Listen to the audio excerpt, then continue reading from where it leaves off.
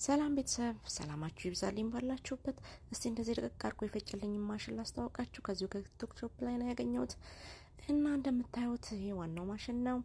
የተለያዩ መቀያየሪያ እየቀያየራችሁ መፍጨት ትችላላችሁ። የምትፈልጉት የተለያየ ከለር አለው እና በጣም ወድጄዋለሁ። ምርጥ ማሽን ነው እና ይሄው ትንሽ ነገሮችን በዚህ መፍጨት ትችላላችሁ ማለት ነው። ቤተሰብ እንደምታዩት በጣም ቆንጆ ነው። በቻርጀር ነው የሚሰራው እና ይሄ ደግሞ እንዳይንሸራተት ያደርጓል። ስትፈጩ ወደዚህ ወደዛ አይልም ማለት ነው።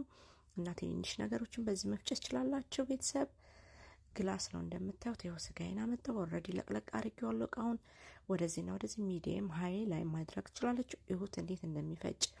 በተለይ እንግዳ ሲመጣባችሁ ለችኮላ በተለይ ፈጠን ለማለት ይኸው ላም አድርጎልኛል። በምትፈልጉበት መልኩ እናንተ መፍጨት ትችላላችሁ። ቤተሰብ ይኸው ሽንኩርቴንም በዚህ ፈጭቻለሁ። ሊንኩ ከታች አለላችሁ። ቢጫዋን ባስኬት ተጭና ቲቪቴን ስር